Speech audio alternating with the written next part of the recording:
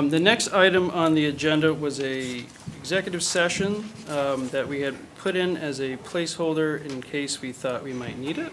But I believe at this point, we are prepared to proceed to the special meeting unless anyone in the council thinks otherwise, but I think we're good to go. So with that, our last matter of the regular meeting is adjournment. So do I have a motion to adjourn? Motion to adjourn? A second. All those in favor? So adjourned. I will now start the city council special meeting. Oh. All right, 1 second.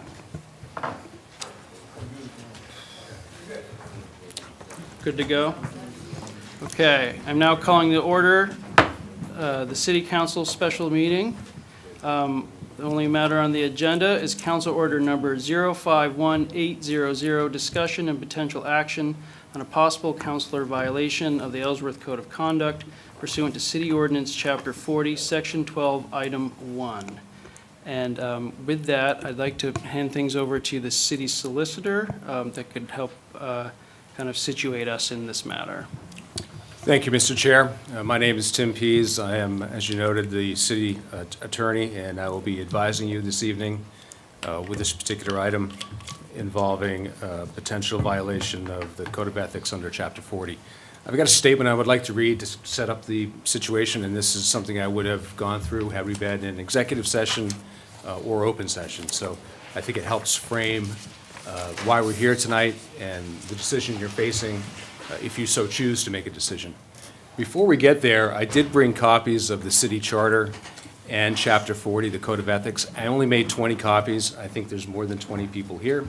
So I would ask you to come grab one if you want to follow along and give folks a couple of minutes to do that before I get started.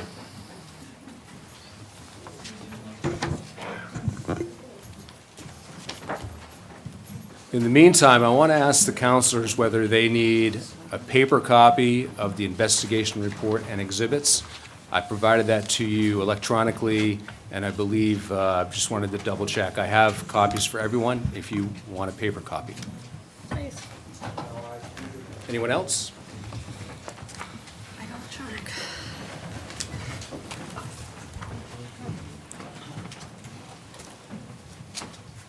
There's so much to learn. Oh, that's the other now. Tim, I need one too, please. I'm sorry.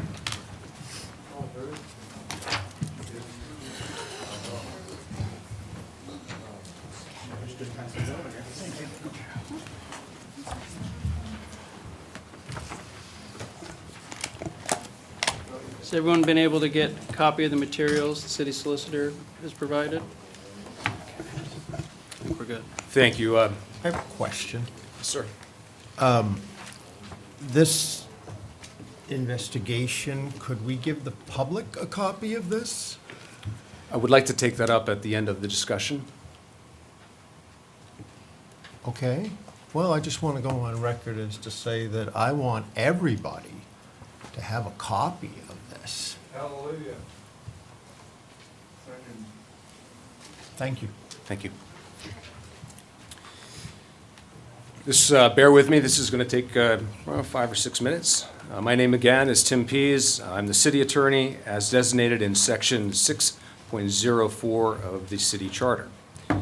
In this role, I am the chief legal advisor to the council, the city manager, and all city departments, boards, agencies, and commissions, except for the school board and except in matters of criminal activity and prosecution. Once elected, councilors in Ellsworth take the following oath. I, state your name, do swear or affirm that I will support the Constitution of the United States and of this state so long as I shall continue a citizen thereof, so help me God. I, again, state your name, do swear and affirm that I will faithfully discharge all the duties incumbent upon me as counselor for the city of Ellsworth according to the Constitution of the United States, laws of the state of Maine, and the city of Ellsworth charter and ordinances of this city, so help me God. That's why we're here tonight. I want to make that connection. We have the charter, we have the code of ethics, and councilors swear that they will follow them. In other words, city councilors have to abide by them. In early February of 2026, I became aware of employee complaints involving Counselor Stephen O'Halloran. Generally speaking, the complaints involved repeated and inflammatory public communications and accusations that allegedly violated the city charter and city ordinances. Upon receiving this information, I had brief communications to confirm the complaints. I determined the complaints were serious enough in nature to pose a potential liability risk to the city and potentially violate the charter and code of ethics. In my role as city attorney, I conferred with the council chair and recommended hiring a third-party investigator to investigate the alleged violations of the city charter and city ordinances. The chair agreed with my recommendation. Of particular concern to me were potential violations of Section 3.02B of the charter, which gives the city manager, and not the council or any one of them, the power and duty to, quote, direct and supervise the administration of all departments, offices, and agencies of the city, except as otherwise provided by this charter or by law, end quote. And Section 6.01 of the charter, which provides, in relevant part, that, quote, all departments, offices, and agencies will be under the direction and supervision of the city manager, end quote. Additionally, I was concerned the alleged conduct might violate Ellsworth Code of Conduct, which is Ellsworth Ordinance Chapter 40, called the Code of Ethics/Conduct. Section 2 of the code states, quote, city officials shall strive to perform their duties with professionalism, endeavor to avoid even the appearance of impropriety wherever practicable, and conduct themselves with the utmost civility and respect for members of the public, city staff, and other city officials. Section 3 of that code, entitled Performance of Duties, states, among other things, that city officials shall give, quote, fair and equal treatment, unquote, to those coming before the council, shall, quote, carry out impartially these, and in brackets, federal, state, and municipal laws, and the performance of their public duties to foster respect for all government, end quote, and shall refrain from, quote, making personal comments not germane to the business of the body or otherwise interferes with the orderly conduct of meetings, end quote. On March 6th, I engaged a third-party investigation agency to conduct an investigation. On April 7th, I received the agency's report. Several employees were interviewed. The investigator commented on whether the employees were overreacting to the comments and behavior of Counselor O'Halloran. And the investigator noted, quote, the employees expressing concerns are not brand-new employees who lack confidence, and they do not appear to be overly sensitive. Their concerns appear to be genuine, end quote. After receiving the report, I met with the council on April 20th, 2026, and recommended, among other things, that the council consider whether Counselor O'Halloran's communications and behavior violated the charter and/or the code of ethics.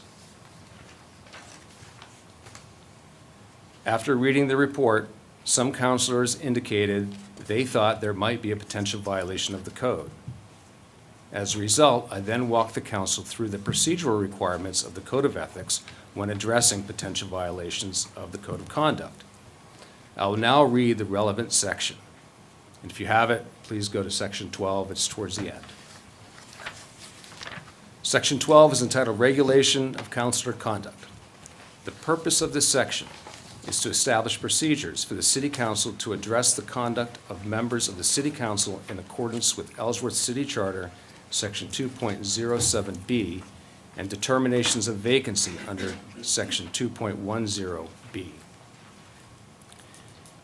First bullet point.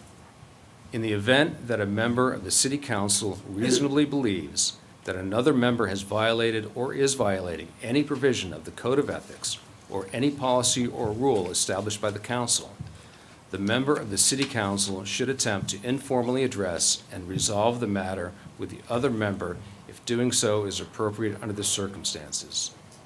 If the matter is not resolved informally, the complaining member of the Council may ask for an executive session under the Maine Freedom of Access Law to discuss a complaint against a city official. Next bullet point. The member of the council against whom the complaint is being made shall be given reasonable advance notice of the meeting at which the matter will be discussed and the right to be heard.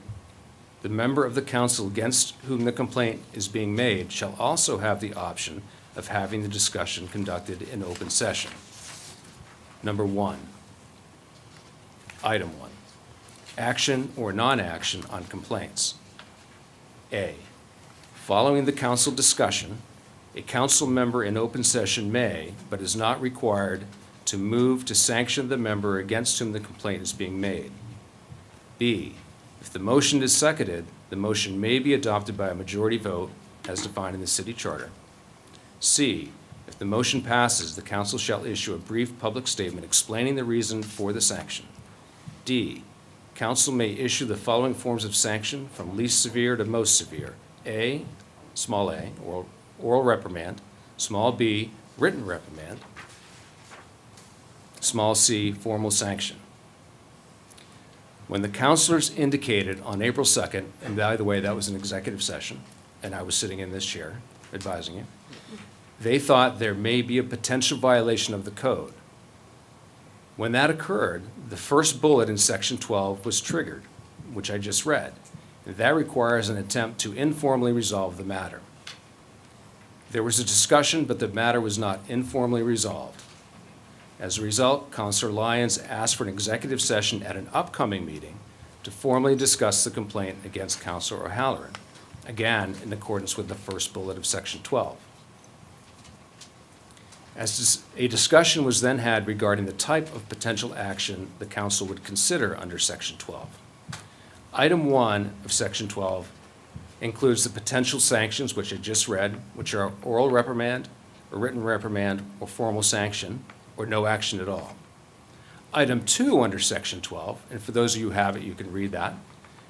That item addresses expulsion and determinations of vacancy. No counselor indicated they would consider expulsion based on the report. Therefore, only those procedures associated with Item 1 are applicable this evening. As indicated above, the process for consideration of a violation under Item 1 is very straightforward. First, bullet number 2 requires that the member against whom a complaint is made shall be given reasonable advance notice of the meeting at which the matter will be discussed and the right to be heard. I believe the notice requirement has been met, as all parties have been given advance notice of tonight's meeting. In fact, I advised Councilor Halloran's attorney this matter would be heard tonight on an email to him dated April 29th, which is about 20 days ago or so. Second, the member against whom a complaint is made shall be given the option to have the discussion in open session. Mr. O'Halloran's attorney has advised me in writing that Councilor O'Halloran wants the discussion in open session. Here we are. Third, although the code does not explicitly state the process required for the discussion under Item 1, we know from context that it means a reasonable opportunity to be heard to address the issues. In marked contrast to consideration in the potential sanctions under Item 1, when considering an expulsion under Item 2, the code uses the term public hearing and says the member against whom a complaint is made may be represented by counsel and shall have the right to offer testimony, present witnesses, and cross-examine and rebut all witnesses and public comments. In other words, a potential expulsion requires far more procedural protections.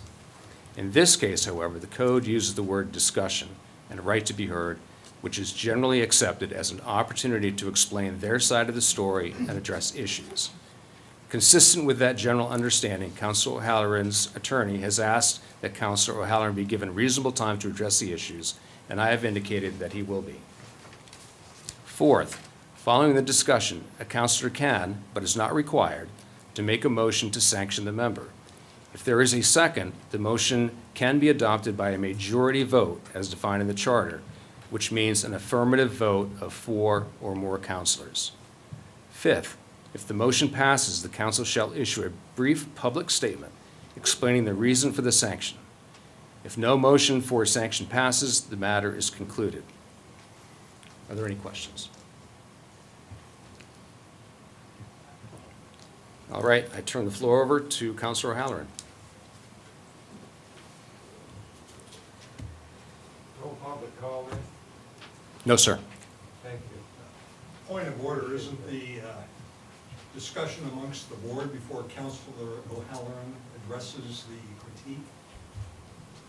No, as I read it, it's Councilor Halloran's opportunity to address the issues in the report, And have you advised the council on how the code of ethics may or may not affect Councilor O'Halloran and the other board members' First Amendment rights?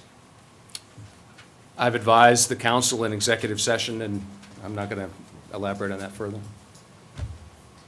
And have you discussed the concept that it is not a legal, viable cause of action for a hostile work environment, which are some of the allegations against Councilor? I'm not going to get into a legal debate with you, Brett. Well, I'd suggest these are issues before the board that they should consider. Councilor O'Halloran, you're up. Well, to be honest, I thought I was going to get to hear the complaint before I spoke. But I guess that's not how this works. I would prefer to have this 176-page document that you paid for How much? to be, How much, Steve? to be in the public. Am I allowed to answer that question? Yes, There, absolutely. There are ethical prohibitions against you discussing retention of legal counsel. So that I would answers, advise you not to. not to answer the cost that the city has spent on this, okay? Public may inquire. Okay. Wait, So I've never been through anything like this before, but I guess I can give you what I understood. First of all, I was surprised by this. I was not made aware of this. I find that really interesting to hear that I was supposed to be notified. I wasn't notified. It was a surprise to me. In an executive session. Nobody told me this was happening. Nobody told me anything about that, which is common. I'm kept in the dark a lot by City Hall. Went into an executive session, and that executive session was about me last month. Immediately, I stated that I wanted this in a public session. Those are the last words I said, because I was hit sideways with this. Didn't know about it. Nobody told me it was about me. I never know what the executive sessions are about. During that executive session, again, it was about me, so I feel like I can tell you. It's not like it was a third party. I was completely surprised. I didn't have any warning of this whatsoever. Now, having said that, I don't think we should spend a whole bunch of time saying, well, I was never notified, they didn't try to resolve it with me. I did get a text from the chair on March 4th that said, hey, Steve, would you be interested in grabbing coffee next week? I could meet you at Dunkin' Donuts near around 8 o'clock once I drop my son off from school, or another time if that doesn't work for you. Didn't say it was about my ethics. Didn't say anything. My answer was no. I wasn't interested in going and having coffee with the chair. I didn't know it was about my ethics. The executive session that I just think I heard that I was supposed to be aware of before that happened wasn't told. I said nothing after I demanded it be in a public session, because if I'm a bank robber, you all need to know it. Whatever I have done in my past, in my present, and in my future, you're entitled to know. So here we are tonight. Since that time, I have retained legal counsel, as you could see. You folks are paying for this legal counsel for the city. I am paying for my own legal counsel myself. And we're here to talk about the violations which I want you people to see. And with legal finagling, hopefully that can be a public document. Do I have permission to read the memorandum that was expressed in the executive session? This is your opportunity. Go ahead. Okay. Which memorandum is that? The only one that I received during the executive session. Mind you, this, I didn't have. I had to get legal counsel to try and get it. And we got it. Or my attorney got it. I had nothing to do with it. So in this executive meeting that was about me, that I didn't know was going to happen, it reads to the Ellsworth City Council from Mr. Pease. In early February of 2026, I became aware of complaints involving Councilor Steve O'Halloran. Generally speaking, the complaints involve repeated inflammatory public communications and accusations that allegedly violated the city charter and the city ordinance. A sample of direct quotes in emails and recollection of comments from Councilor O'Halloran's city employees include, but are not limited to, and these are bullet points. I, either in an email or in a verbal conversation, I think it was an email, said, I expect pushback from our secret city hall. I said that. I don't know if it was an email, but I said that.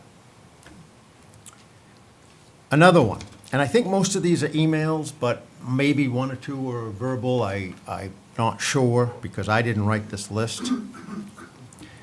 Somewhere I had written, one more example of unfair and shady Ellsworth government treating some with favor and some with disfavor. I said that. That's why we're here. Number 3. Again, this is just a sample that the attorney gave, okay? Number 3. Shame on all of you for his taken part in this total act of injustice. I said that, either in an email or verbally. Another City Hall secret against this councilor and Mr. and Mrs. Ellsworth. I said that. You should all be ashamed of this behavior. I said that. More City Hall secrets as usual. I said that. Attending a public bid opening and standing up and saying, this is a shit show, and walking out.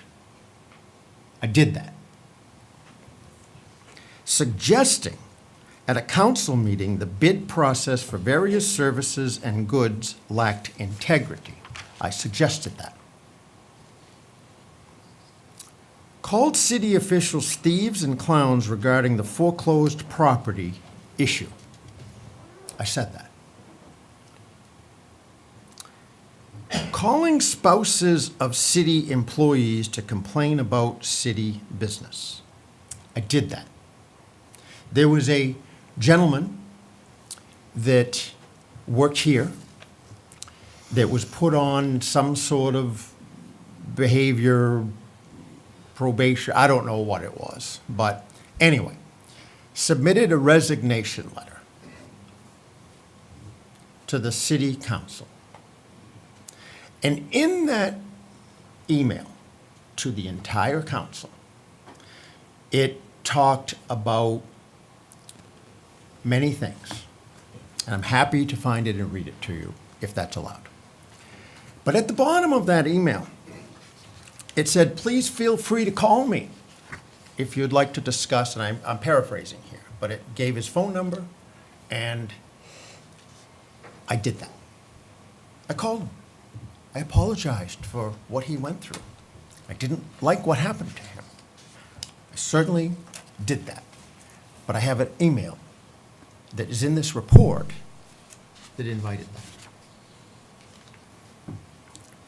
Organizing driving trucks around various city workplaces causing significant disruption. That's because I circled, I did not do it myself, I had an employee do it, circled City Hall the day before the vote to give the Karst family money back. That trailer said, "Shame on Ellsworth. Return the Karst family equity." Okay? I did that. I'm not sure that's any more disruptive than the sirens downstairs when they leave town, leave the place to go at a fire or an accident. I'm not sure me circling City Hall is any worse than the fire trucks leaving or testing their sirens. Claiming an employee was misusing city vehicles, that's not true. I had many people call me saying that a particular employee had 2 vehicles in their yard. I went to that place. I stood in the street and I took pictures of the license plates. They both were municipal plates. I had the plates run, found out one was licensed to Ellsworth, one was licensed to Winter Harbor.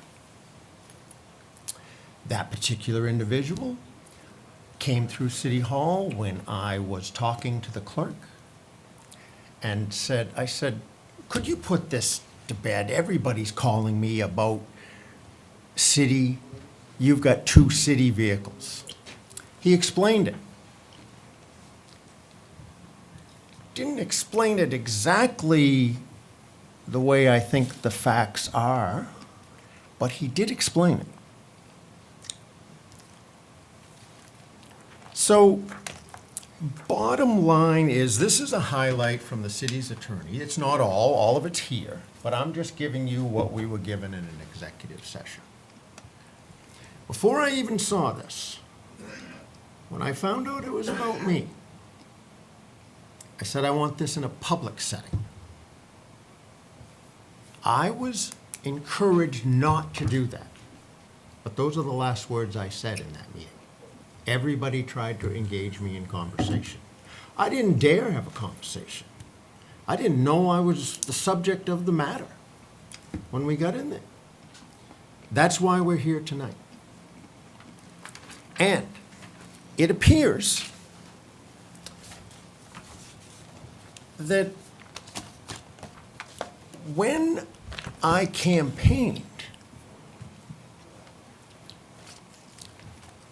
we all go to the Grand and give our ideas of, as a candidate, as candidates night, give our ideas of what we would like to have in the city of Ellsworth, what our thoughts are. And then, if you're elected, it seems to me, and I'm not saying Ellsworth is any different than any other city, it seems to me that there is a squelch of your ideas. Okay? That was a surprise to me. Never been an elected official before. Never been to the Grand at a candidate's night. I was blessed the first time with getting elected. I stood up and said my ideas, and I have maintained those all the way through. I didn't get elected on one word and change it on another. I stood by those words. Some of those words I wished I wouldn't have said that night because I've had to stand with them, but I have stood with them. So, I get elected, and the first 2 encounters I had wasn't truthful. I was told by a city employee that the sewer plant was an enterprise account, they're making money, and I come here and I looked, and they had lost $460,000. I think I told you before that the second encounter was me getting prepaid. And I'm like, whoa, what is this? I've only been in private business. I didn't understand that $460,000 was making money, like I was told. I didn't understand that I should be happy that you prepay your bills and get paid before you provide the service. That was so foreign to me. I didn't know what to do. I gave the money to the library and have continued to do that. So, when I found out that I was accused of an ethics violation, I'm like, maybe that's true. Maybe I've crossed the line. Maybe I shouldn't have done what I did. But I don't plan to change. I plan to be me. I got elected to do a job. And that job, like the legal counsel said, you take an oath of office, and I have it here. Okay? And I never realized at the time, but it says that you swear, like he said, it says, I, Stephen O'Halloran, do swear and affirm that I will faithfully discharge all my duties incumbent upon me as a city councilor for the city of Ellsworth according to the Constitution of the United States. Then it goes on to say, the laws of the state of Maine, the Law Enforcement Code of Ethics, and the charter and the ordinances of the city of Ellsworth, so help me God. I went through that twice. Just formality. And then when this come up, I'm like, how is this possible? How can I uphold the Constitution of the United States in this environment? It can't be done. You cannot do all of these. I'm in violation of some of these, somewhere, and everyone at this table is. So I did a little research on the word ethics and morality. And I learned that they are used interchangeably, but there are some different definitions to them. Now, full disclosure, I got this off the internet. I Googled this, so maybe I'm telling you a whole bunch of foolishness here, but I'm going to read what it says. It says, while ethics and morality are often used interchangeably, they serve different functions. Morals are your personal internal beliefs about right and wrong. Ethics are an external, agreed-upon rules and standards provided by an external group or an organization. Okay? So, I go down to the Grand, I campaign on my belief systems, and now I'm learning that I was supposed to conform to a public document of somebody writing an ethics code, and I didn't do that. That I campaigned on one thing, but when I got elected, I was supposed to ditch that and do what some public group has decided to do. I haven't done that. I have done what I said at the Grand. And look, I'll be the first to tell you, I had no experience in government. I have been absolutely struck by the bureaucratic process that we go through. And I'm sure every city does, every town does. I'm sure it's me that I'm not used to that. But I've been here 4.5 years, and it continually goes sideways. And I have acted and maintained that I ran for city council to learn and to stand up for Mr. and Mrs. Ellsworth. And we're here tonight because I have stood up for Mr. and Mrs. Ellsworth. I have returned phone calls. I have gone and talked to people about high water bills. I had one guy that insisted that they were wrong. I paid for the plumber to come and the scope guy to come, and I paid the bill because he was a retired guy with a $3,000 water bill. I've paid out of my pocket crazy amounts of money that I don't have because I stood at the Grand and said that I would do these things. So here we are tonight. I'm told I'm not allowed to be me anymore, that I'm an elected official. And because my opinion differs of some others, we're here tonight. I refuse to vote along to get along.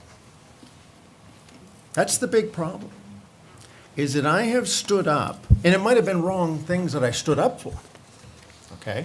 I'm not saying I'm a right person all the time. I'm sure I have made plenty of errors. Can I ask you one question, Counselor O'Halloran, as your attorney? Yes. Pervading this report are allegations that you're essentially micromanaging employees in the city. And you're harassing them and doing all sorts of things to make their life miserable. What would you say to that? I would say that's not true. I would say that City Hall is in shambles and the city employees are scared of the administration. There's been several people pushed out through unique ways. And I've had several employees reach out to me and complain about the administration, the city manager, the assistant city manager. I've had all of those things, and I have listened. When the process was broken down, and in fairness, when I say the process was broken down, the process, according to the charter, is to go through the city manager when you have questions. That was broken down immediately. Not just this city manager, the previous city manager, because nobody wanted to go through the process. Nobody wanted to lay, in my view, I can't prove this, the truth on the table. Sure, have I gone to city employees and asked questions? Absolutely. How come? Because I couldn't get the answers through the city manager. Not just this city manager. There is a squelch. Don't tell him anything. He's got a big mouth. He's going to tell the world. Well, you're right, I'm going to tell the world because it's your dollars. So I have had no choice through this 4.5 years but to keep the word I got elected on. And apparently this group feels that I have crossed the ethics policy that someone else has designed. If that's the truth, then that's the truth. That's why I want this report.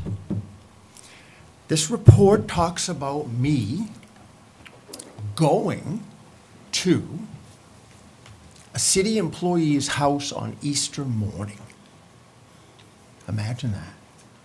I went to a city employee's house on Easter morning. Well, here's the truth of the matter. I heard that a city employee had a $54,000 judgment against him for garbage in his yard. And I was certain that I wouldn't get a straight answer. I went and knocked on this man's door and asked him if that was true. And he said it was. And I said, well, I've got an excavator, I've got a dump trailer, I've got a dump truck. Give me a time, I'll send a crew out and help you clean this up to try and resolve this matter. And he said, no. He said, I'll take care of that. He said, that's no problem. I went there to try and, number one, see if what I heard was true. And number two, to help the man. He doesn't need to lose his house over these violations. He had garbage in his yard. It was a disaster. I'll be the first to admit. However, having said that, I would like that man to get treated like everybody else. I have maintained that Maine Organics has got away with murder. And the city has changed the rules twice in favor of them. Been going on 9 years. I want everyone to get the same treatment. That's what I'm about. I want everybody treated the same. I want to be friends with the guy that's homeless and the banker. So what I have done in the time that I have been here is I have respected the people of the city and their pocketbooks, and I'm accused of crossing lines here at City Hall. So, have I done that? They're going to decide that. Have I worked for you? Yes. Have I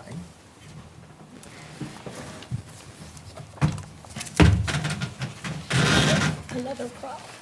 put the spotlight on City Hall? Absolutely I have.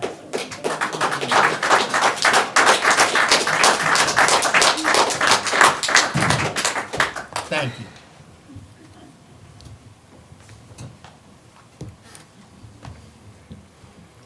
Anything else, Councilor Howard? At this point, no. Other than I'd like this to go to the public. Mr. Chair, turn it over to you. Yeah, thank you. I don't know if other counselors have statements or things they want to say to Steve. I prepared something that I'd like to read. Steve, the fact that we're having this meeting is a shame. I know no one on the council wanted this situation to get to this point, and none of us enjoy this. It's stressful and has caused a lot of time, energy, and city resources to be diverted from doing the important work of running the city. That is why I was hopeful we could resolve this situation long ago. Last October, the council had a meeting with you regarding how your actions were impacting city staff. In November, the council met with an employment lawyer to discuss and learn about our roles and responsibilities as councilors, including appropriate behavior and interactions with staff. After receiving the complaint that started this current process, in March, I reached out to you, hoping to meet for coffee to talk about these issues and find a resolution, but you refused to talk to me. Because of the seriousness of the allegations about your behavior and your refusal to meet to discuss any of this, we were forced to investigate these allegations to protect the city staff and protect the city from liability. After we received the investigation report, we asked you if you could resolve this matter informally without the need for this meeting. You again refused to talk to us. Instead, you requested this meeting be public, which is your right, but we could have addressed this issue in executive session without making the issue public and potentially subjecting the city to additional liability. But here we are. The following are things I would have said to you in executive session. The report shows that your actions with staff have been at times unprofessional and disrespectful, causing staff to feel intimidated and bullied. You've raised baseless allegations of improper behavior and questioned staff's integrity. The report outlines actions that show you're interfering with city operations that are not appropriate for a city councilor, including our bidding process and with real estate negotiations, potentially compromising the city's negotiating position before the city even has a chance to weigh in. The report also shows you've interfered with personnel matters, including showing up at city staff employees' homes uninvited, incorrectly accusing staff of not using city resources properly, and contacting staff spouses trying to convince the spouse to have the city employee speak with you. The worst of all this is that the report indicated that employees are afraid of you, and some are afraid to speak out due to fear of retaliation, to the point that one employee that interviewed with the investigator later withdrew their statement because they were afraid of retaliation and losing their job. This report was conducted by a third-party neutral investigator that the city has used for previous personnel matters. I am summarizing the conclusions of the report, but they include the following. The city's charter and code of ethics makes clear that limitations placed upon the council's direct involvement in city operations in the direction of city employees. The city's code of ethics is clear that all city officials are required to treat city employees in a respectful, professional manner. Common sense and basic human decency require the same. It appears that Mr. O'Halloran is, at a minimum, performative in his communication style. Much as what has been attributed to Mr. O'Halloran would not be condoned for appropriate leadership in most municipalities I've interacted with, would likely lead to legal and/or administrative actions. Certain actions by city councilors would also form basis for derogatory findings against the city under the Maine Human Rights Act. News accounts suggest the city of Bangor recently paid a substantial sum to settle a personnel matter with a long-term senior city staff member following bombastic, accusatory comments by city councilor that prompted the employee's resignation. One does not have to stretch very far to see a reasonable comparison in this case. Concerns about retaliation were expressed and one employee withdrew their statement after providing it, articulating their fear of retaliation and the need to retain their employment. I honestly found that interaction chilling. Another employee cited an ongoing interest in filing a lawsuit related to a perceived hostile work environment, but also felt that action could be detrimental to their employment. In 2026, it is unacceptable for public sector employees to live in genuine fear of retaliatory conduct and/or potential job loss if they choose to come forward with complaints about potentially unlawful employment conditions. Because of this, Steve, it is my belief that the City Council needs to censure you for these actions. We need to do this to protect the city staff and the city from further liability. The city's already dealing with so much, as evidenced by the need to update our security measures to make sure we have a safe, productive environment for our staff and our citizens that are doing business at City Hall. There was a recent letter to the editor published in the Ellsworth American regarding your most recent sign, accusing the city of being clowns in a circus. The letter concluded, having the money and time to create signs, not my circus, but I know all the clowns, placed prominently at the intersection of High and Main Streets, berating people we disagree with, in small-town Ellsworth, acting like big city Washington. Is small-town Ellsworth acting like big city Washington? It's at best grade school playground behavior that many use before they grow up and mature enough to understand feelings, emotions, and empathy. And sadly, this childish display of playground behavior reflects on all of us, all of the citizens of our great community. There is so much division in our country right now. We don't need to bring it to Ellsworth. We are a small community, and we need to work together despite these differences and divisions. We need to treat each other civilly, even when we disagree. Not only because it's required of us as city councilors in the Code of Ethics, but because it's the right and decent thing to do. I understand that there are different opinions about how things can be done and where our hard-earned tax dollars should be spent. But in a civil society, those differences are worked out through negotiation and compromise between the various council members, city staff, and stakeholders of any given issue. Steve, there have been many times in our years together on council when you have raised important issues that the city needs to address, and you often have good ideas about how to do that. I know everyone on the council and on the staff want to work productively with you, even when we disagree. My hope is that we can put these issues behind us and find a way to work productively together moving forward. I would still like to get that cup of coffee with you.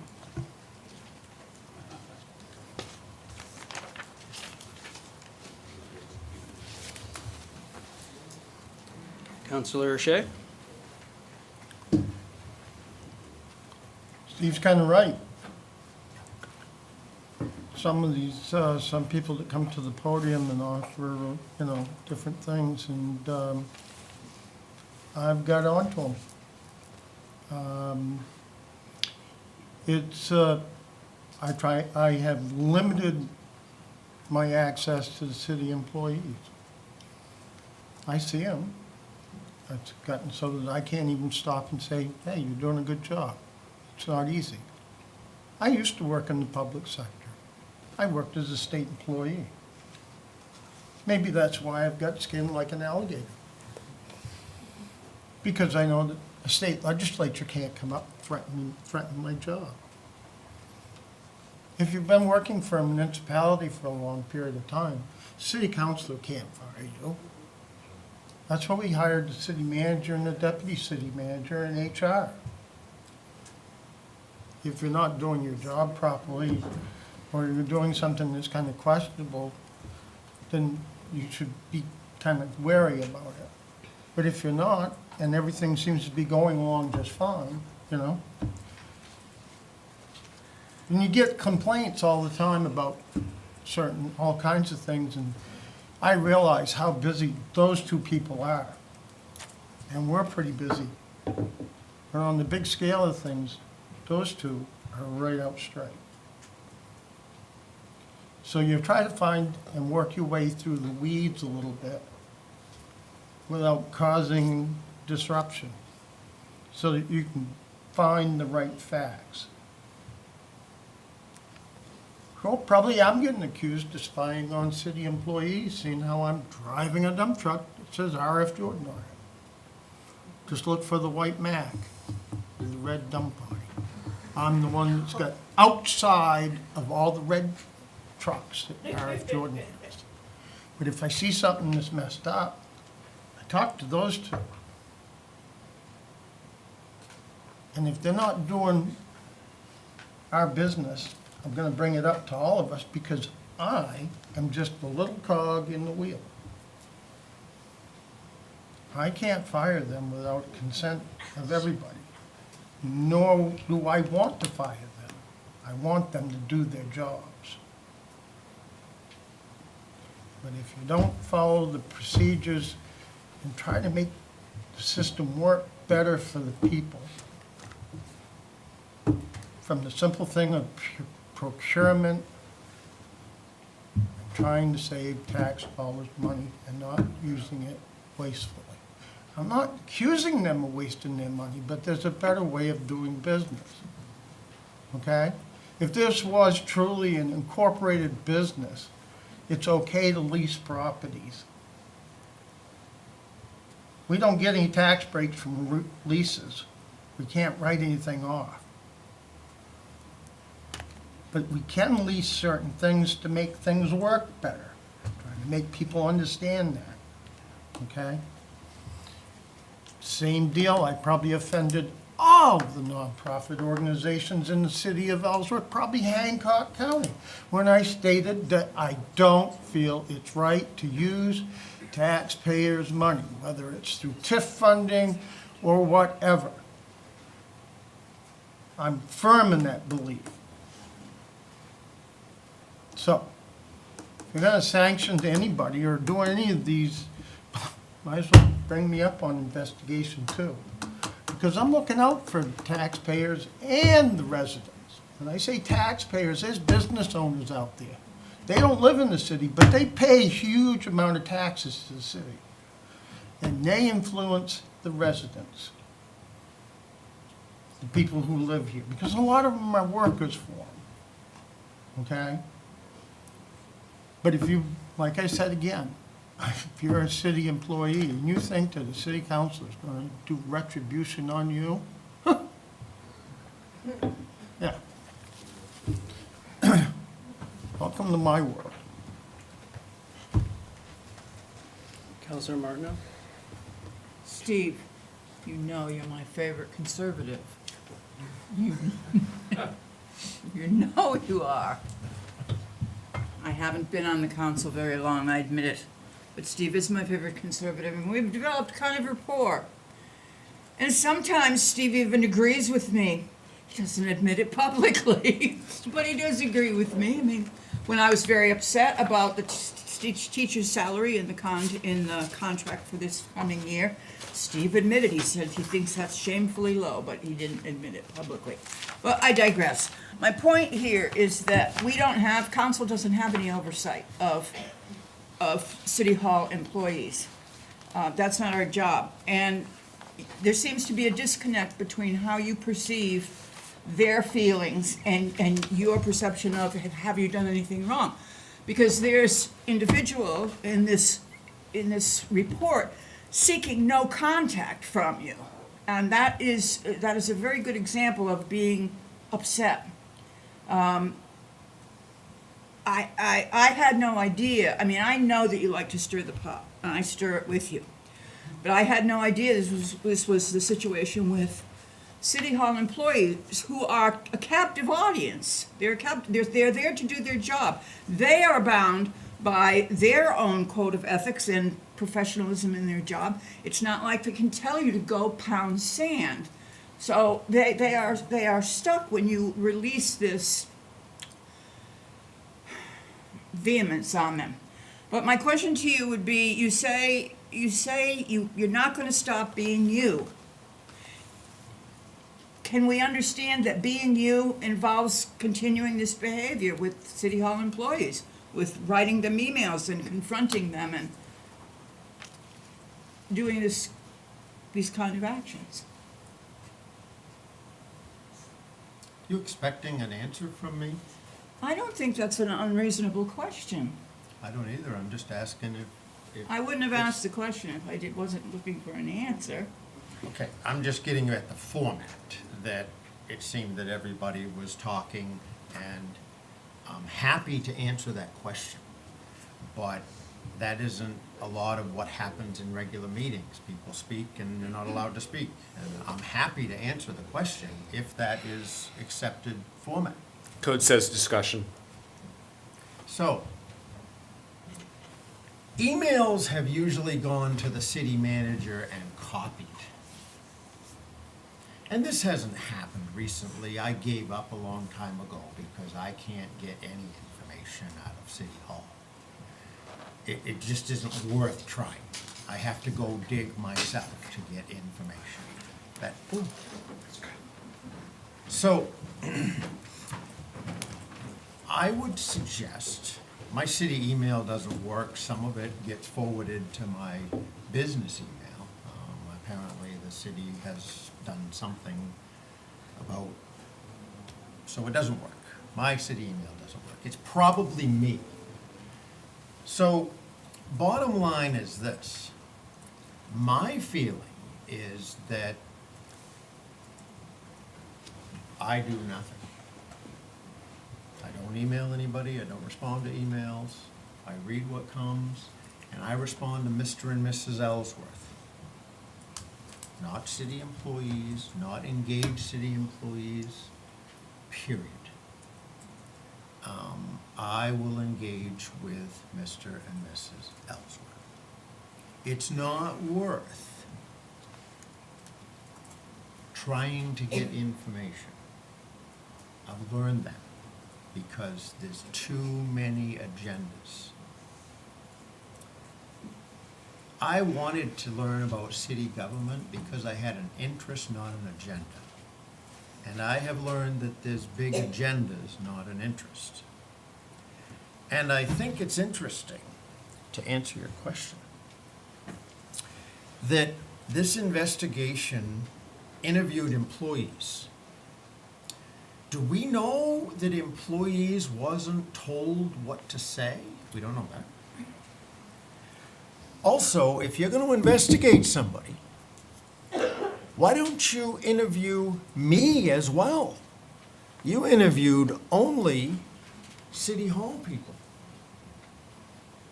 If I'm under investigation, wouldn't it make sense for the investigator to interview me and get the other side of the story? But to your point, I come into City Hall when I come in, I speak to everybody, and I won't do that anymore. That's no problem. I can be super silent. As you know from your executive session, I said nothing because I was hit sideways.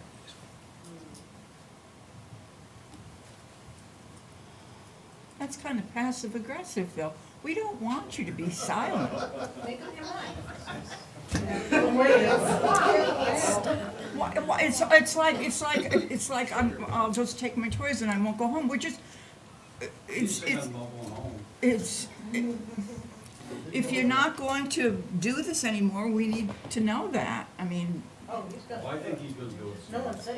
Folks, please let the council have the discussion, okay? Thank you. This situation, I'm going to steal this line from Uncle Ben from Spider-Man. With great power comes great responsibility. And it is so easy to overlook what we as counselors can do with a side comment. And we need to be careful. And we can't, reading through the report, it just struck me as a lot of boundary stomping with people who don't necessarily have the means to push back.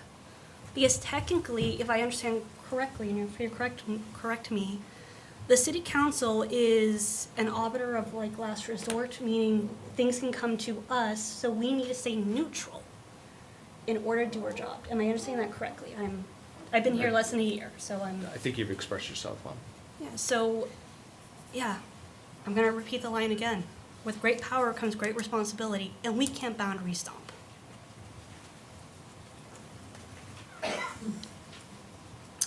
I had to write something because I'm not very good off the cuff. I don't even know if I'm getting. But I have been a city employee.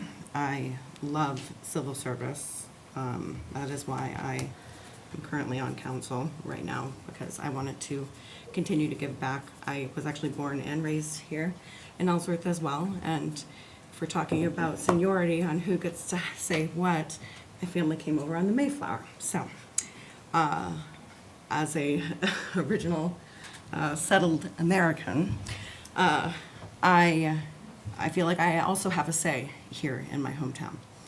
And I want to recognize our city staff that does incredible work.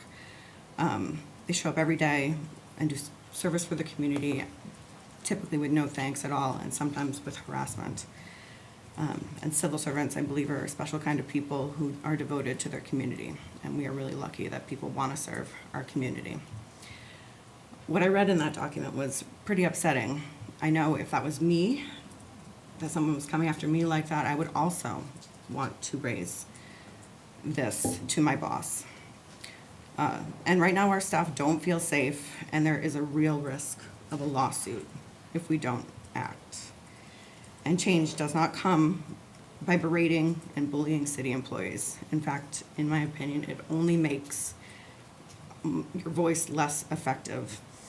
I have also been at that podium angry at the city of Ellsworth. I watched the city mismanage money here for years. I was upset. I didn't know what I came home to. It was a very different place from where I grew up. However, I learned that change comes through building relationships, gaining trust, and rolling up your sleeves to work alongside staff. And it is my responsibility and everyone's responsibility that sits here at this table to make sure the staff can do their jobs without feeling intimidated, without feeling uncomfortable, and without fear. And when that all breaks down, the city breaks down. I mean, this is what the past city staff was living in. I'm so proud of what has been built in the past few years here. We've spent already a lot on this, and if we just have to look to Bangor, where a very similar situation happened, and from what I saw, it was almost $100,000 in severance and legal fees. And that could be what happens here in Ellsworth, as there are people that want and are interested in taking this to legal action. So, but that being said, I met with you early on. I really liked you, Steve. You and I know a lot of the same people. In fact, there are a lot of the same people that voted for me, that voted for you. And you deserve to be here. You have so many great ideas. And you deserve to be at this table. And none of us want to kick you off this table. We want to work with you. But we can't have this risk to the city. We are bound by our code of ethics. You did sign that document saying that you were bound to that code of ethics. We all did. And it protects our staff, our citizens, and the integrity of the city council. And I expect that if I was treating staff in the same way, that I would be in the hot seat tonight as well. And I hope that that is how it goes, that that is how I treat people. I hope that you can, from here on out, change your language a little bit. It goes a really long way. As someone who's yelled and screamed before and has changed their tone to try to get what I've wanted done, it's a really powerful way to make change. I'll be the first to admit that I don't write fluffy emails. I'm direct and to the point. But we can fix that. And when I can fix that by just not using email. It's very simple. That's no issue. And, you know, people are looking at this. I have heard just as many threats of lawsuits for wrongful terminations and that type of stuff. But that's not investigated. This investigation is about me. We're going to investigate one, let's investigate all. At least to interview the people you're investigating. It's very simple in my world. Very simple. It doesn't have to be this difficult. This council, whoever initiated this, you could have solved this problem by instituting term limits of 2. I'm in my 2nd term. It would have been simple. Institute term limits, so I couldn't run again. A year and a half, I'm gone. But no, we got to do it the hard way and go through all of this. I want you gone. Oh? No. We're all here because we love Ellsworth. Whether or not our families have been here for generations, or we moved here because, in part, arsenic and old lace, that play began my tie. But we are here because we love Ellsworth. We want to work together because we love Ellsworth. And we need to work on maintaining artificial divisions. And I cannot articulate better than that.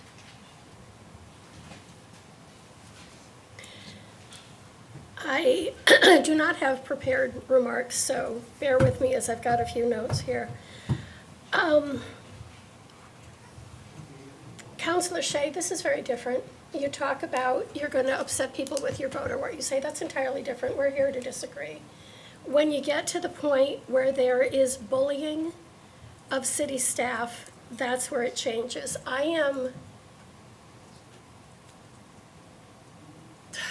Could you give specifics? No, I'm going to finish my sentence. I am so disturbed that you are trying to position yourself as the victim in a space where we're spending time because you have been bullying people. I think it's upsetting that a document that's supposed to be legally confined to executive session for legal reasons, somehow people are here tonight because they heard that you were going to be expelled. What is the word? I've lost it now. Kicked off. Yeah. When in what we read, all of us knew from that night, every counselor here knew that we had the memo that our legal attorney read for us. That was not on the table tonight, and yet the emails came, the Facebook misinformation came.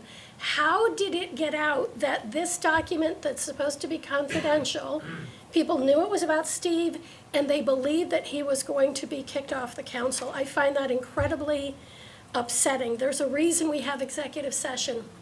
People are concerned we're not transparent. There are times we can't be because it's an employee or this kind of a setting. It's not allowed to be public, and we have to sit and listen to the misinformation and do what we can without overstepping while somehow misinformation gets out and abroad. It's incredibly difficult.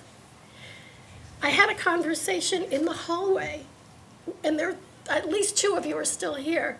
We talked about power and we talked about feeling unsafe. And I'm not gonna name names, but the last thing, okay, Robert C. Grant Sr.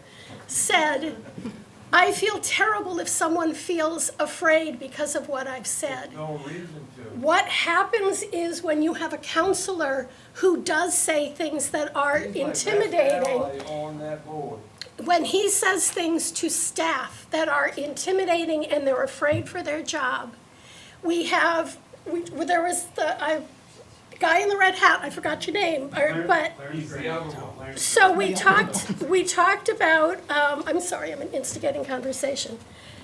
People feel powerless, and that's why you're upset. You're all here earlier, our regular council meeting. You feel that you're not being heard. You feel that you don't matter. And sometimes we hear you and we disagree, and that's why we vote the way that we do.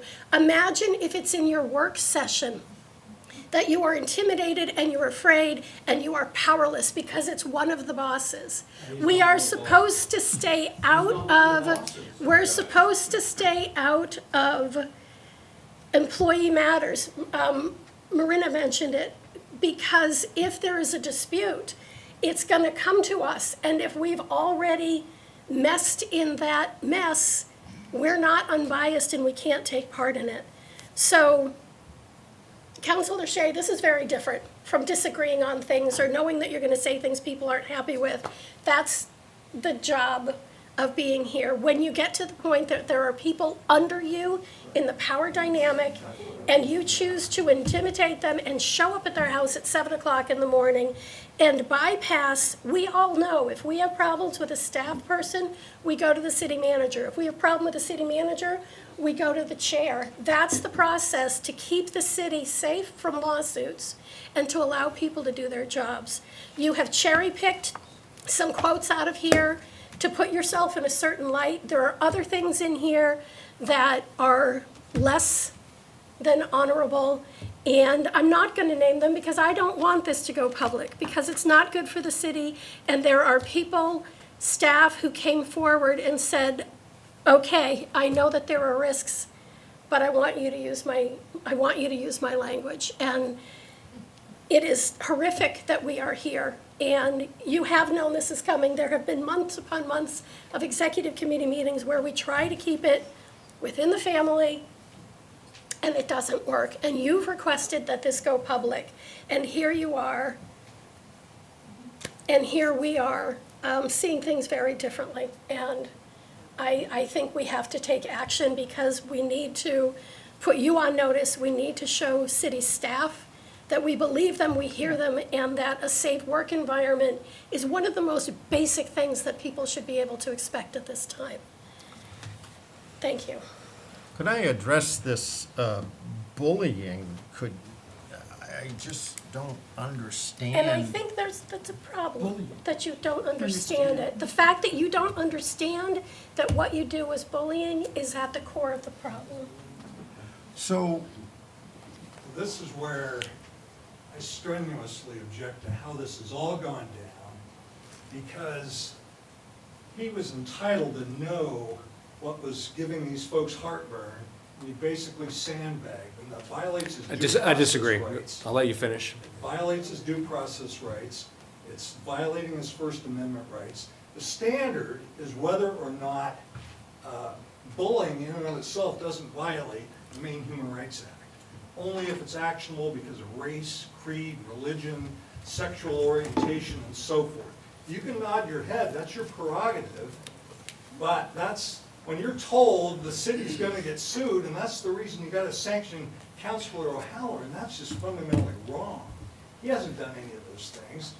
The fear of retaliation, you give them counseling on the Maine Whistleblower Retaliation Act. But if he comes into the office and says, you know, I've got somebody concerned about their tax bill, would you explain that to me? That's not bullying, and I wish Councilor O'Halloran would address Just to remind the council, we're not determining whether there's been a violation of the Maine Human Rights Act or anything else.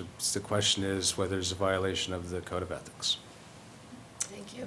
Well, the standard there, Counselor, under the charter, is whether or not he has ever ordered any city employees to undertake any action. Have you ever ordered any city I employees? have never told a city employee to do anything. I have been very cautious. I have asked a lot of questions, but I have never directed a city employee to do anything. Did you ever get a cervic, I don't know what that is.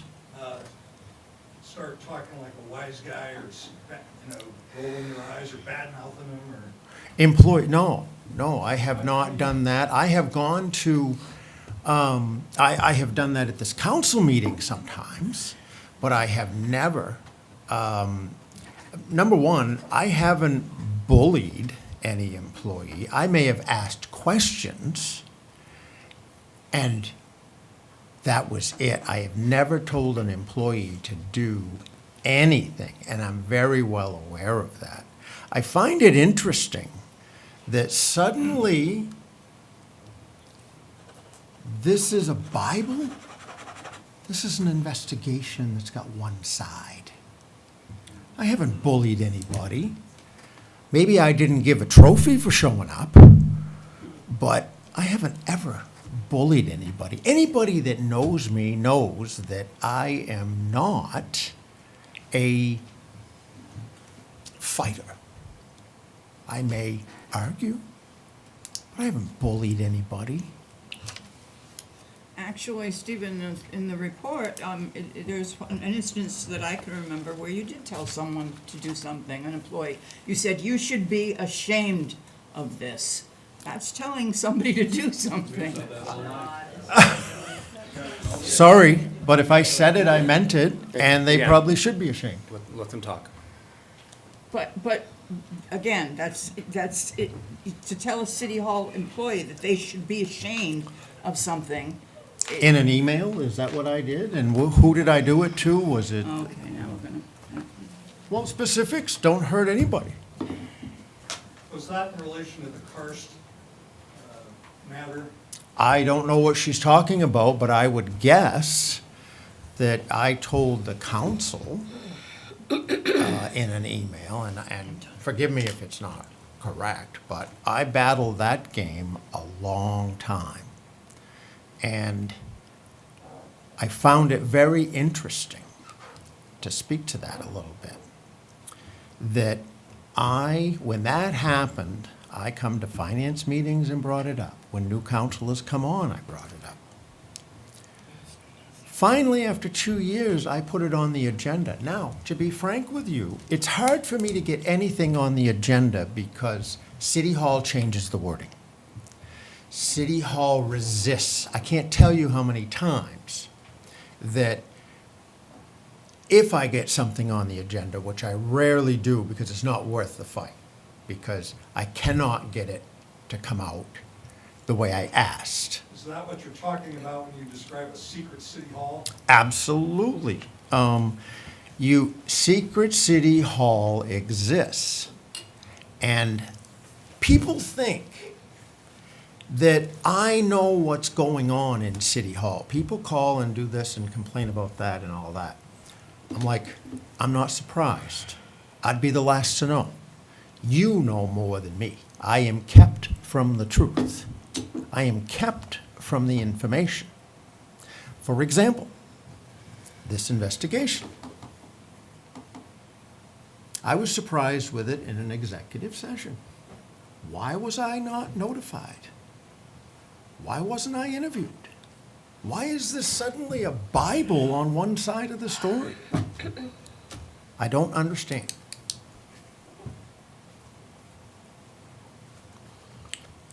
Councilors have any other things they'd like to say or discuss with Councilor Howland? I think we've fulfilled the process that we're supposed to, Tim. Yeah, we're on item 4 now, what I read earlier, which is following the discussion, last chance. Then a counselor can, but is not required, to make a motion to sanction the member. If If there's a second, the motion can be adopted by a majority, which we already determined requires 4 votes. Because I think it's very, very important to wrap up this matter in one evening, I went ahead and prepared a motion just to guide the conversation. You don't have to adopt it or not, but I want to make sure that if there is a motion, there is a requirement that the council issue a brief public statement explaining the reason for the sanction, and I think it's important for the city council, if they're going to impose a sanction, to explain their reasons, and I think a motion does that. So, if you like, I can hand out what I have prepared ahead of time. Just please. I've got one.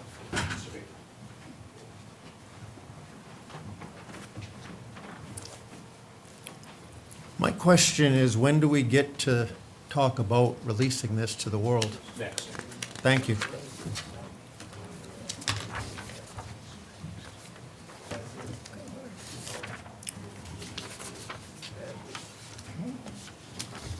only one side.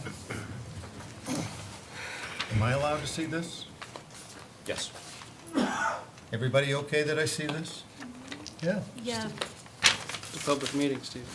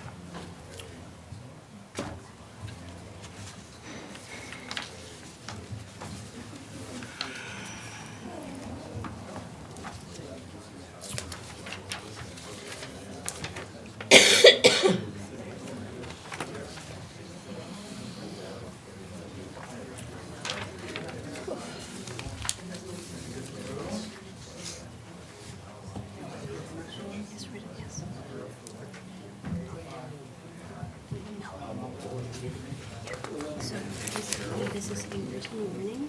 I agree with open up the section of the expulsion of So this is basically saying, Please hang in there, folks. Let them do their reading, okay? Thank you.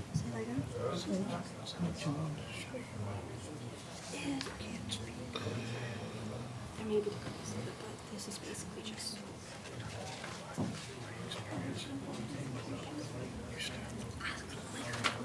You do what was before.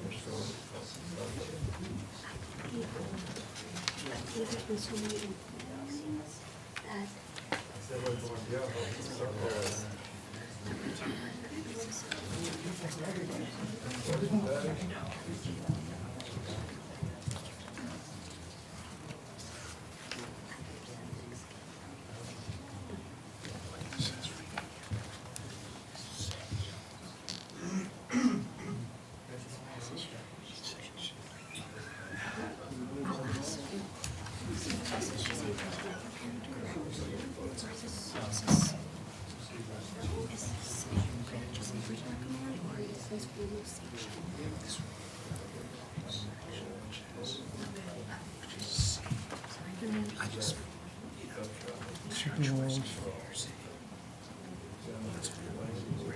I still want to take a picture of my daughter talking to me. So,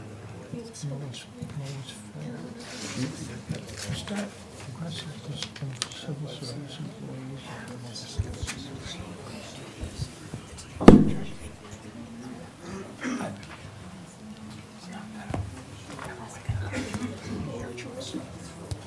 No one else wants it, it's fine. I'm fine, but let's discuss it. Has everyone had a chance to read it?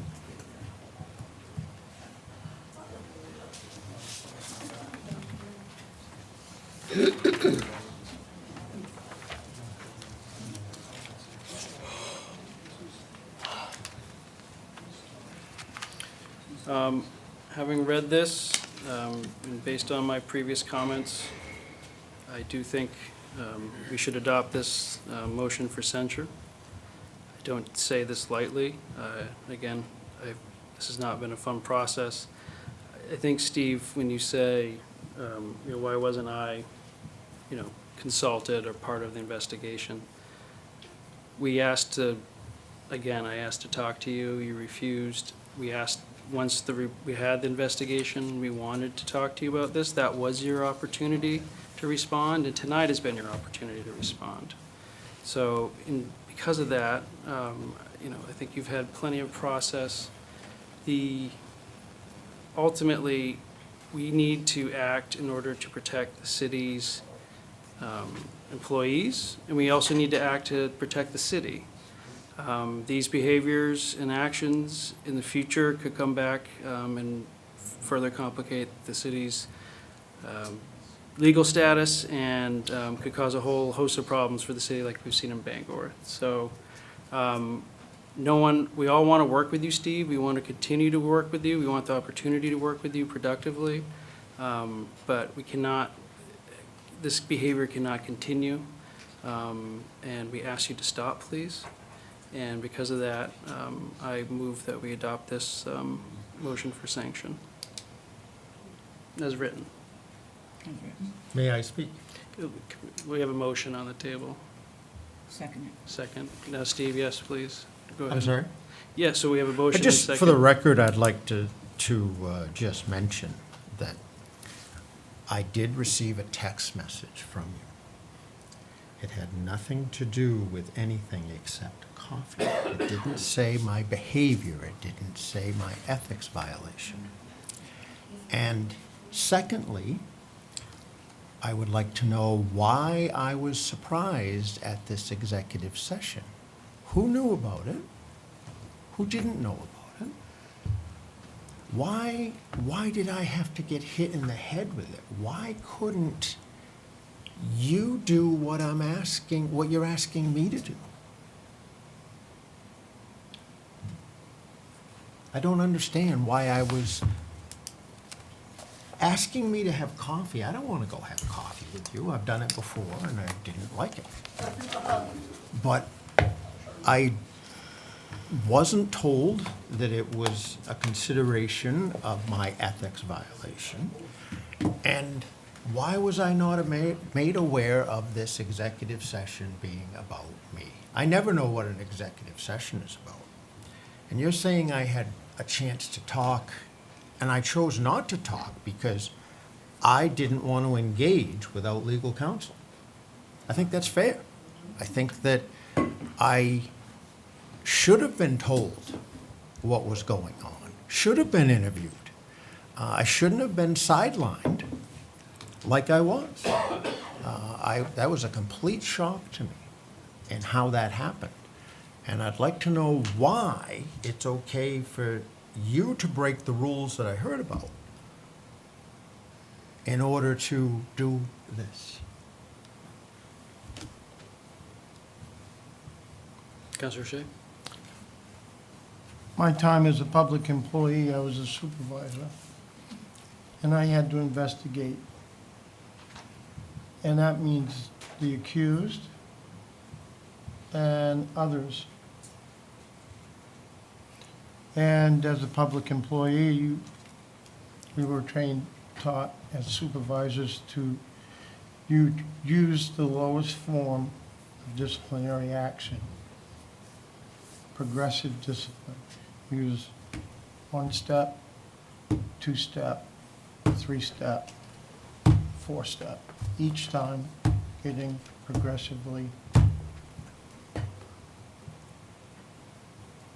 From what I read of this possible motion, we're jumping over A and B. There's some, with what I'm seeing, there's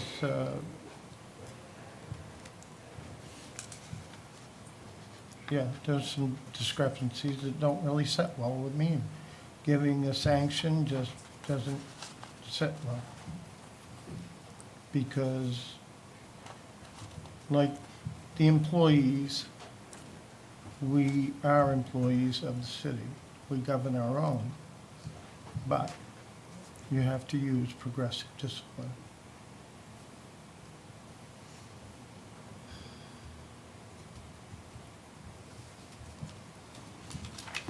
Any further comment from council before we vote? Is this a vote for the A, B, or C of the sanction, or just the sanction itself, and then we decide A, B, or C? Because I don't know if I missed. It's It just drafted, says a it's formal drafted as a sanction. formal sanction, so So that would be C. that, there's a written warning, there's a oral warning, written, and, form, and sanction. And I would say in our prior executive sessions, there have been oral warnings, and there have been emails that have been written warnings. And a sanction, you know, we tried to struggle, well, what is a sanction? How is it different? It's a more formal written warning. Nothing changes except that we've made a public statement to Steve about his behavior. So I see it as a more formal written statement, and we have been in meetings for months to Tim. address this. Councilor Shay? Definition of sanction. What takes place? I'm gonna read what the code says. The council may issue the following forms of sanctions, parentheses, from least severe to most severe. A, oral reprimand, B, written reprimand, C, formal sanction. There's no other definitions. Progressive discipline's not mentioned. There's no other elaboration. So least severe to most severe, oral, written, formal sanction. And regardless of any of those, it doesn't have any impact on Councilor Halloran's ability to continue to operate as a counselor in any way, correct? Correct. What it anticipates, in my view, which is common in other code of ethics, is that if there's an order or a motion, it's adopted, and then you move on. There's no financial penalty, there's nothing else like that. Who picked C? Hang on. Nope. He picked Council. C? The council's still discussing, please. I think people are confused what a censure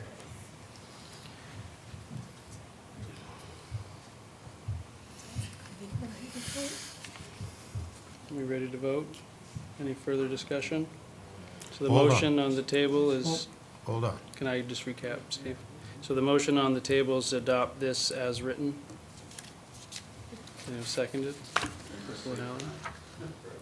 So,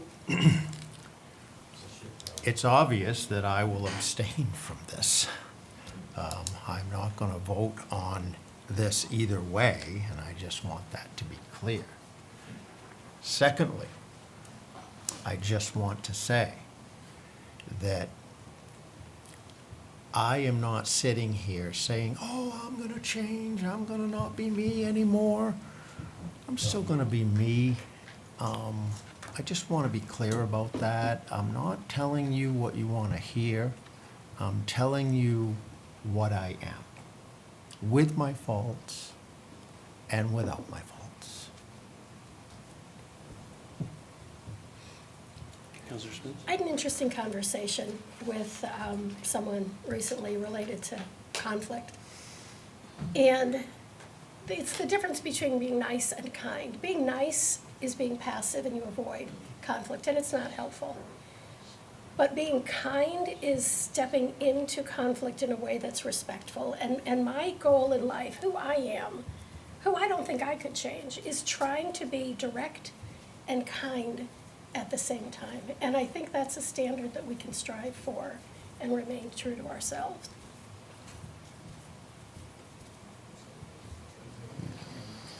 Further comment? Should we read this before we vote on it, or, I mean, we've read it, and it'll be a public I document. think that's your choice. Yeah, I think, It needs to be read at some point. yeah. I'll read it before we vote on it publicly. Does that sound right?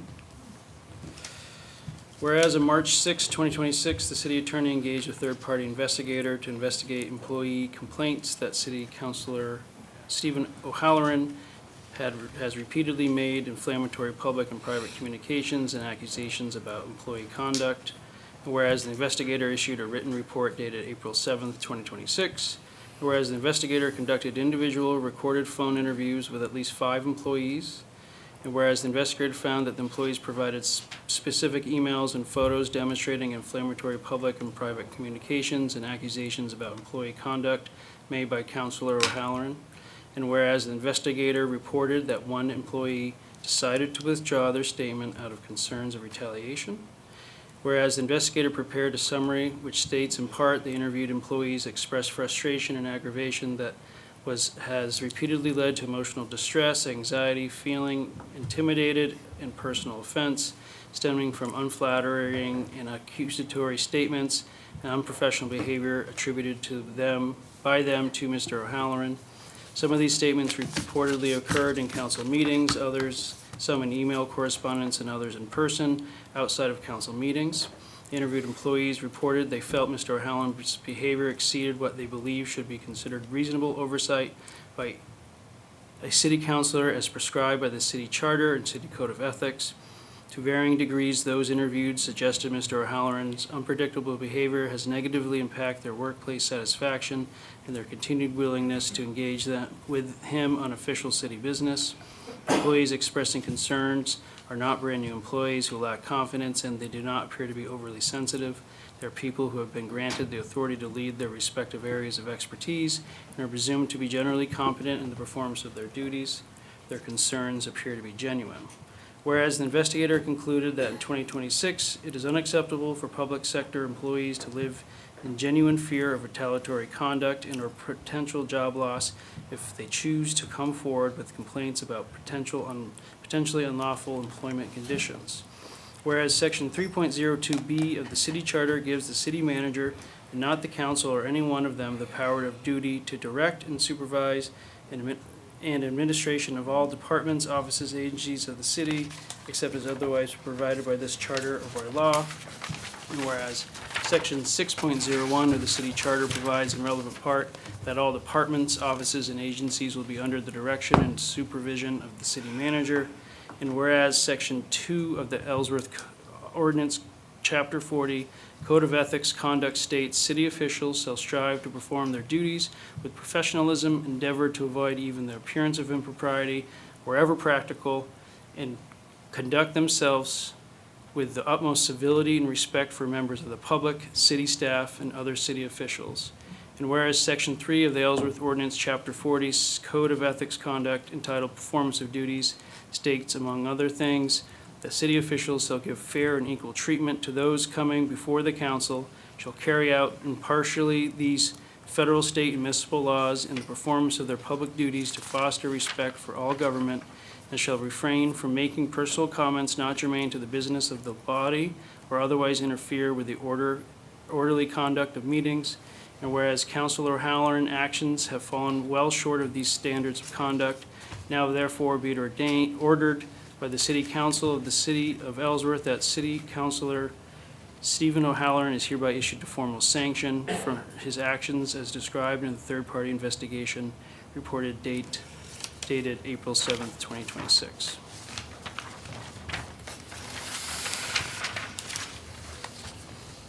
So we have a motion and a second to adopt this statement as written.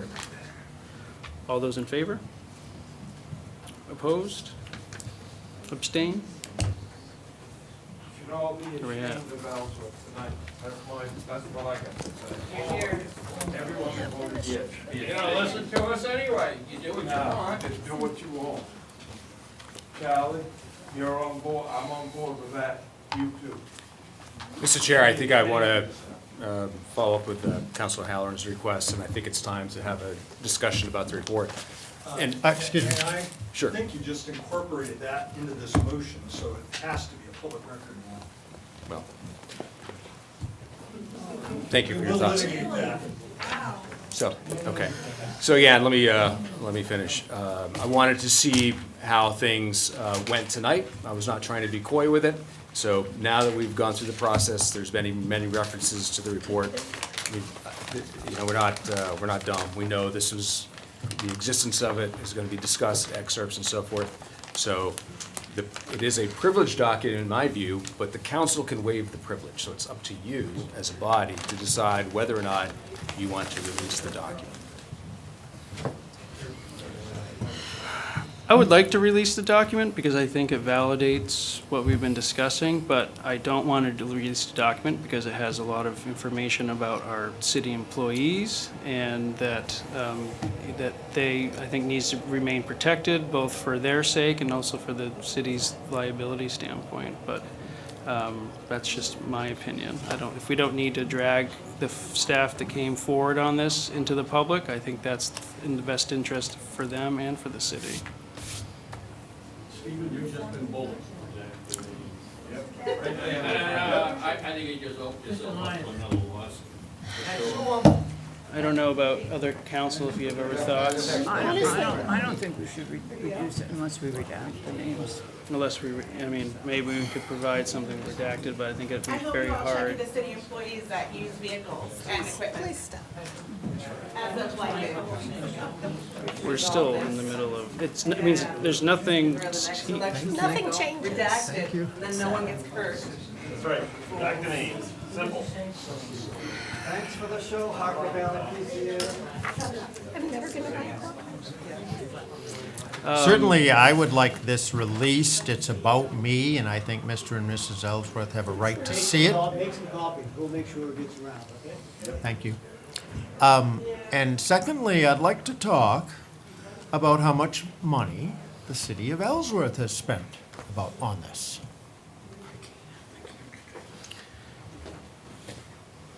Let's talk about the report. Yeah. Wrapped up that discussion or not? I don't know where the council feels about releasing the report. Well, I've just heard someone offer to make copies, and I don't think that's appropriate. You had mentioned, or I think you had mentioned redacting the names so that we can protect the employees. Everybody but me? So clearly, well, My concern Yeah. is identifying details. that's true too. I'm looking for guidance from the attorneys on what's the best way to go Forget, with this this. is about me, folks, and I'm So- asking for it to go into the public. And you're- And I second your motion. Not a motion, it's something that I want to Yeah. do. I'm It needs to concerned be about public. the employees being further harassed if we release this. He wasn't concerned about me being harassed. Steve, you're, You're not the victim not the here. victim You're not the here. victim. Oh, None of this had to be Folks, public, Steve. We could have had this folks, done in lay it executive on the session. table. Okay, I'll provide some advice for your next meeting to consider. And in the meantime, it should not be made public. Is that what I'm hearing? You're gonna. That's correct. Okay. So if people receive it, they That's know that they should. my advice to you.